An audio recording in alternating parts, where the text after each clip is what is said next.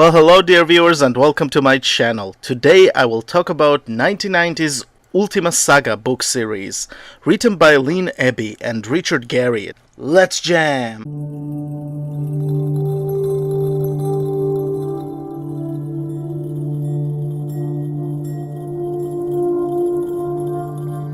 Well, before we talk about the books, let's talk a little bit about the author. Lynn Abbeys was born in Peekskill, New York.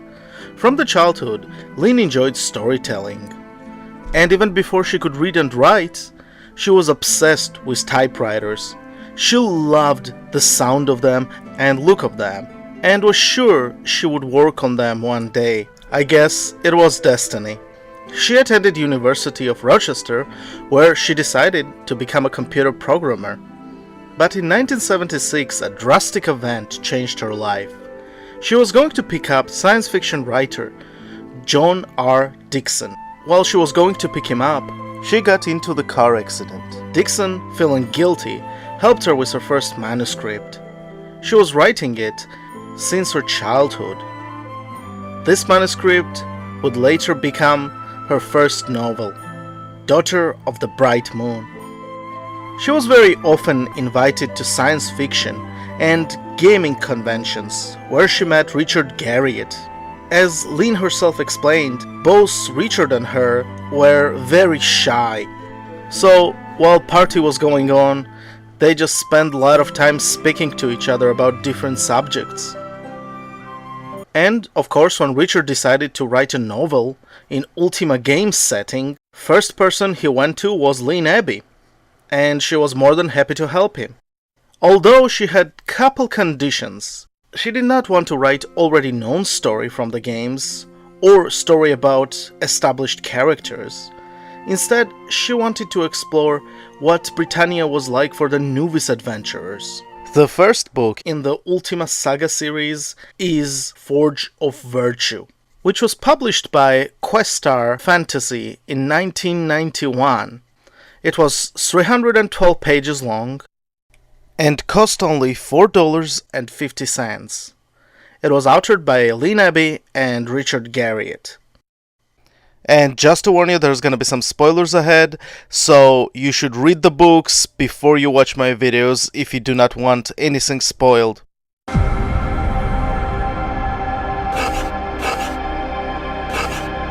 The first book starts in an unknown setting for us, the Hawk's Nest, seat of Lord Erwald Ironhawk and Lady Barbara, who are virtue peers. Virtue peers are people who completed Avatar's virtue quest partially. So Hawk's Nest is actually getting ready for a gathering of virtue peers. Lady Barbara and Lord Erwald have two sons.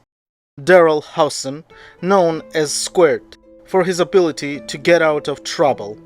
He is extremely lucky, and he is consistently referring to something called Eye of Destiny. And his older brother, Jordan Howson, who is a very enthusiastic swordman who cannot wait to go on his first adventure. Erwald also has two wards, children of his friend Simon the Wanderer, who got desperate after he realized that he would never become full 8 parts Avatar. He started drinking, and shortly after he actually died.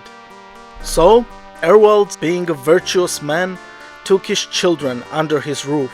The first ward is Balsan, who showed great promise in magic and was sent to Lyceum to become a mage.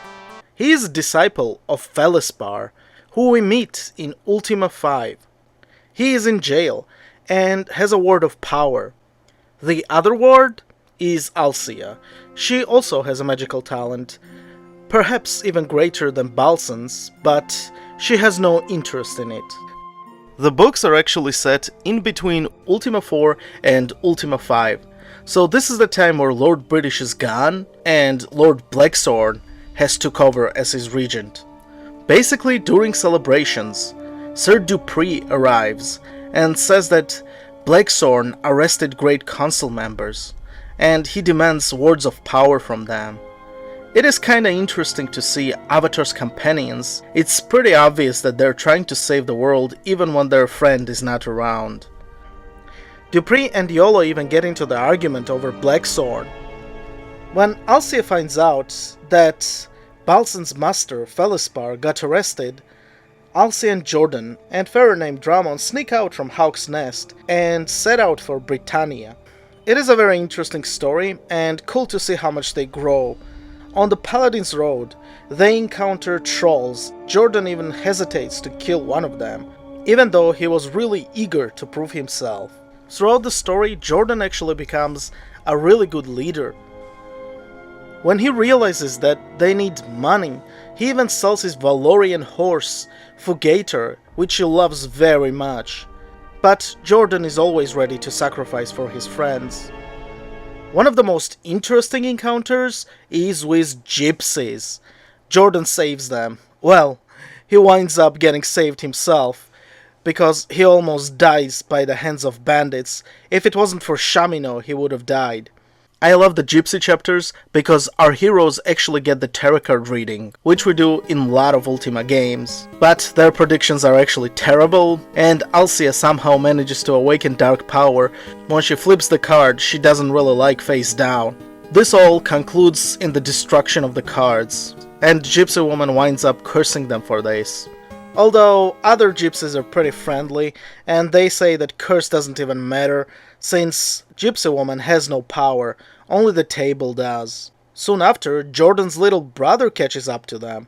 Apparently, he snuck out after them. Errol Ironhawk was furious when he found out that they snuck out, but Sir Dupree defended Jordan's actions, and Daryl even met Shamino in his travels, who actually gave him a bow. Britannia is also a really cool place, since it's time of the Shadow Lords. The city is surrounded by miasma that makes people sick and angry. There is also encounter with the guards, who are absolutely corrupt, and they insist that if one of our heroes is a mage, they should go to the Inquisitor and get examined. Otherwise, they could be punished by dismemberment or death. But since Alcia only knows linear spells, they just kinda leave them alone. Daryl cannot sit still, so he sneaks out in the city, accidentally finding Aenon the Great, who again we meet in Ultima 5. He gives us word of power, and he's useful in the books as well. He tells Daryl that Balsan fled to Cove, so next step is Temple of Virtues in Cove. They meet Ava and Leone, who we meet in Ultima 5 again.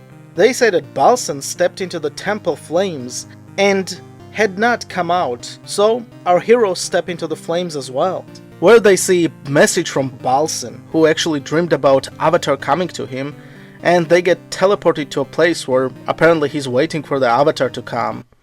This place is actually guarded by the Harpies, who are really built up but actually easily killed by our heroes. Although one of them manages to wound Alcia, who gets sick. So since Balsan is only one that can heal her, Drummond and Jordan go to get him.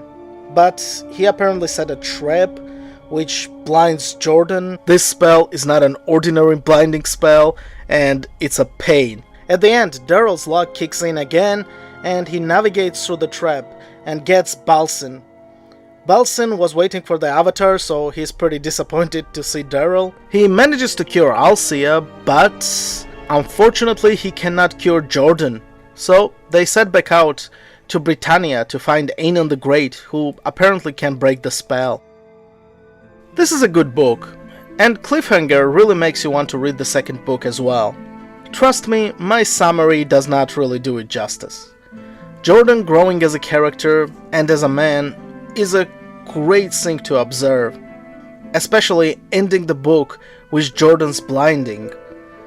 Jordan is in shock. He's obviously desperate and feels horrible because as a blind man he cannot inherit Hawk's Nest. He pretty much loses purpose to live at the end of the first book. It is a very intriguing conclusion.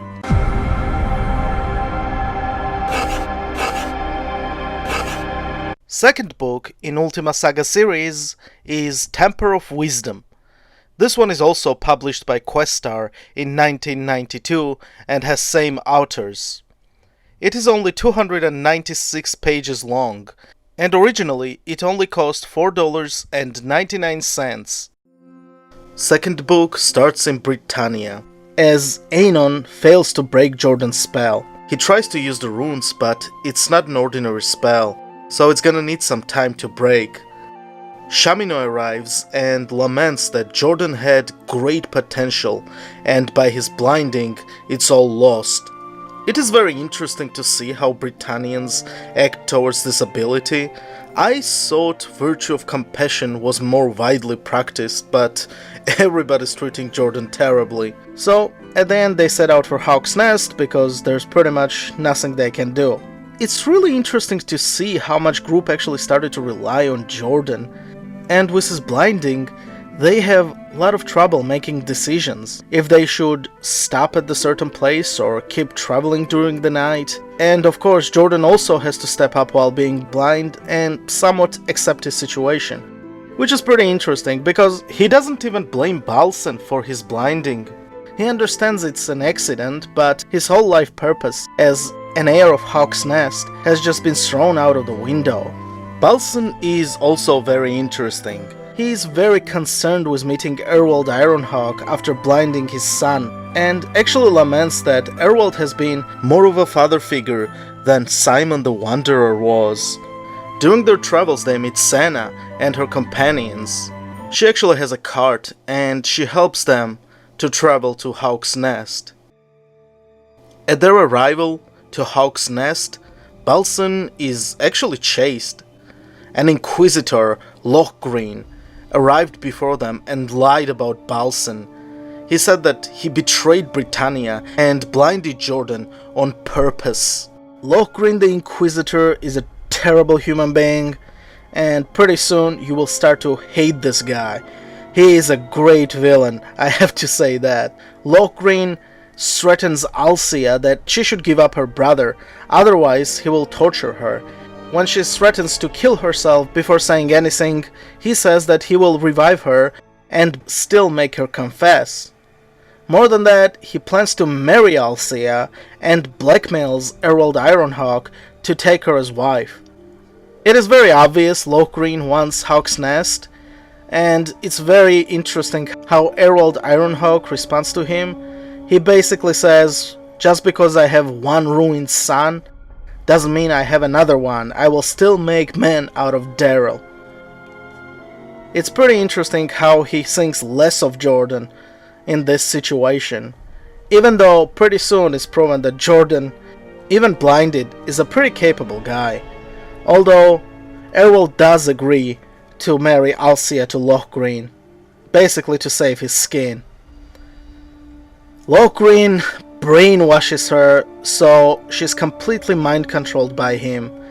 I just can't stand this guy. Jordan is slowly getting better. Even though he doesn't see well, Jordan and Daryl try to free Alcia. Unfortunately, they're cut by Lochgreen and they're presented before Ironhawk. Lochgreen makes Alcia accuse Jordan of, well, I quote, he will prevent her from marrying her betrothed.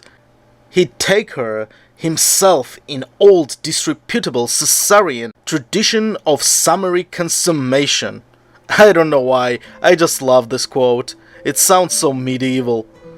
It really fits in here, and really puts you in the world of the games. We also see Britannian version of By God. By the 8, the 3 and 1. Anyways, I just like this type of stuff. Jordan is thrown into the dungeon and beat up, but he manages to escape with the help of Minette, Drummond's cousin. While they plan to take Lochgreen down, Lochgreen lies and says that both of the Ironhawk's sons are dead. So Ironhawk decides to give Alcia Hawk's Nest pretty much as a dowry. And Herald is really pretty much a disappointment. I start disliking him as well during this story. He's such a weakling. He never listens to his sons. So our heroes reunite with Balsan and group of rebels and attack Lochgreen. They catch him talking to a Shadow Lord of Cowardness, Nosfanter. Inquisitor manages to escape and our heroes chase after him. Jordan also recovers his horse Fugator, which is nice to see because he really loves this horse. There's also a really good moment. Jordan and Balsan also talk about Alcia. Balsan says he won't let Alcia marry Jordan and stay at Hawk's Nest after he saw how Errol Ironhawk treated his children. It is very interesting to see Balsan's opinion about Errol Ironhawk change throughout the novel. At the end he sees him like a villain. He was very angry that Errol wanted to marry off Alcia without her consent, and he's afraid that he's gonna do it again. But in this case, Jordan denies that he would marry her and points out that she does not want to get married, and it's gonna be her decision at the end of the day where she goes and where she stays. Balsan is kinda selfish here, but it's understandable. He's really looking out for his sister. So at the end of the day, our group of heroes manage to kill Lochgreen and burn his body so he won't be revived. Alcia decides to stay with Drummond since he offers her the simple life which she always dreamed of, and Jordan decides to set out to Britannia to find people who think like him to free Lord British. Unfortunately, this ended Ultima Saga book series. The new editor from Time Warner Publishing House saw that video game tie-ins were beneath the company, which is a shame since Lynn Abbeys was just getting into it. Trust me, my short retellings did not do it justice. So read it for yourself. It's a very quick read. And trust me, Lynn Abbeys is an awesome fantasy writer.